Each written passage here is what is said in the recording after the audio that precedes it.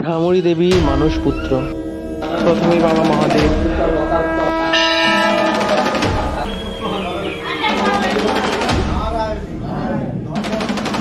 কিন্তু এখানে নরবলি হতো।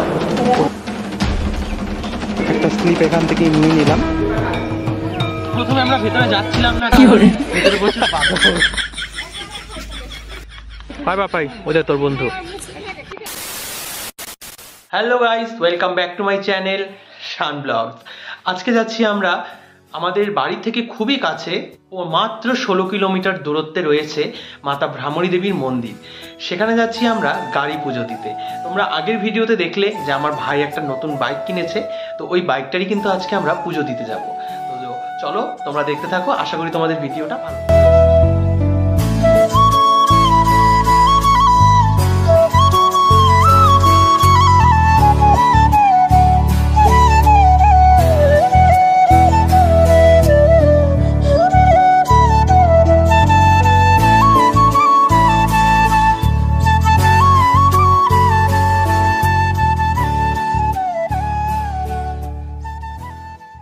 জলপাইগুড়ি জেলার অন্যতম বিখ্যাত মন্দির বলতেই ভ্রামরী দেবীর মন্দির।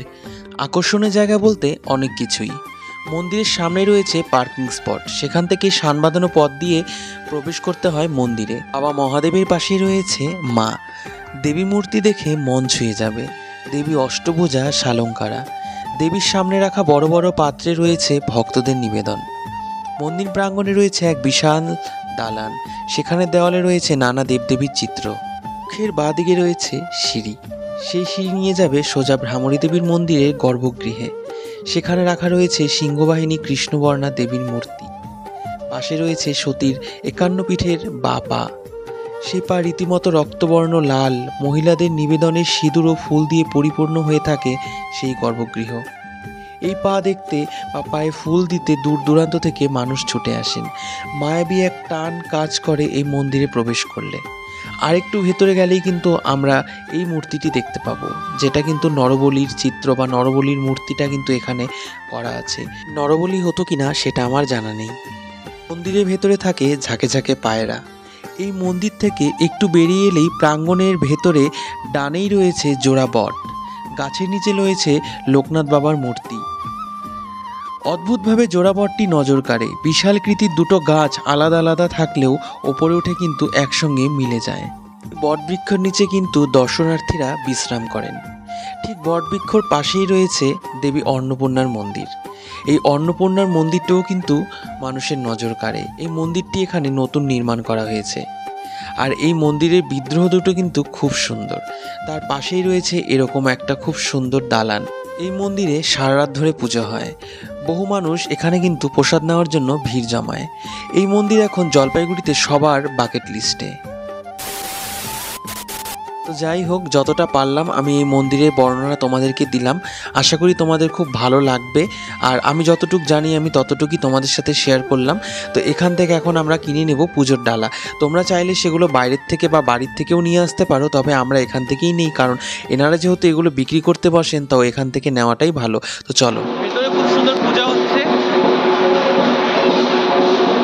আগে ঠাকুরের আরতি দেখে নেব, তারপরে গাড়ি পূজা হবে।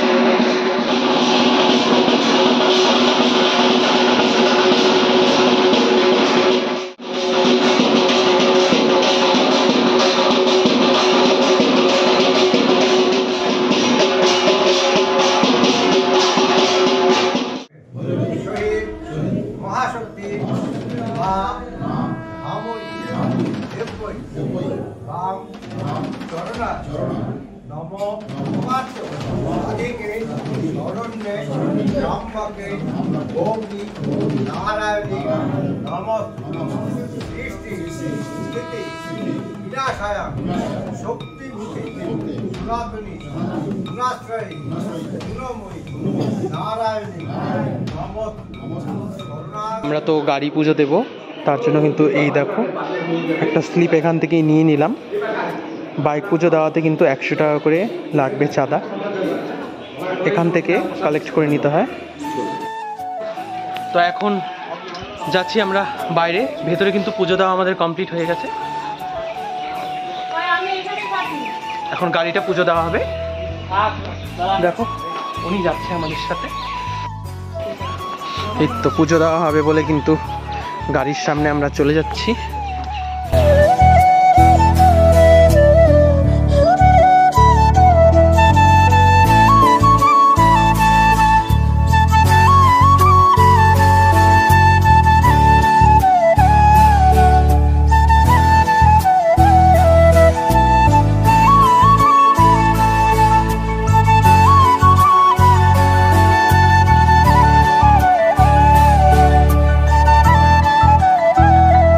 নিচে পুজো দেওয়া আমাদের কমপ্লিট হলো, গাড়ি পুজো দেওয়া হয়ে গেছে।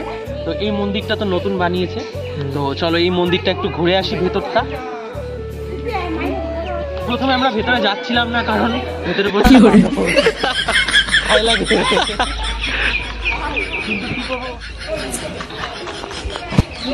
খুব ভয়ে ভয়ে আছি, খুব রিস্কে যাচ্ছি উপরে। না না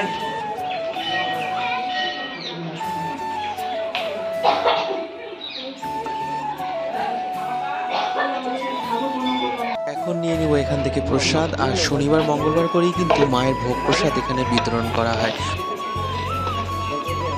পাপাই ওদের তোর বন্ধু একদম পাপাইয়ের মতন না দেখতে। আমরা যাব এখন এই ভেতরের দিকটায়।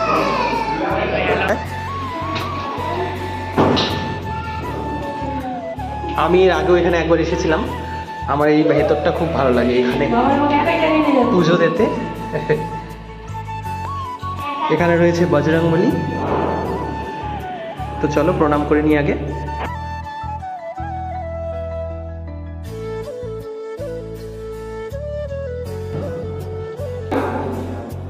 তো চলো বাইরের দিকটায় বেরিয়ে যাই, এখানে আমার একটু ভয় ভয় লাগে। সবাই বেরিয়ে গেছে, আমি পেছনে। ওরা এখন বিস্কুট খাচ্ছে, আরো দুটো রয়ে গেছে, এটা আমি এখানে দিয়ে দেবো।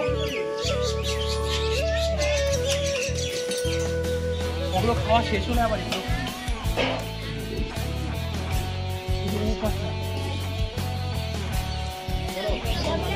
এগুলো ওখানে দিই। এই দুটো আমি একে দিতে যাই, কতগুলো আছে বুঝছি। এ পাশে কিন্তু আছে ফরেস্ট, এখানে কিন্তু পিকনিক স্পট, সবাই এখানে পিকনিক খায়। আমরাও একসময় এসেছিলাম এখানে পিকনিক করতে। আমাদের পুজো কমপ্লিট, গাড়ি পুজো দেওয়া কমপ্লিট, প্রসাদ খাওয়াও কমপ্লিট।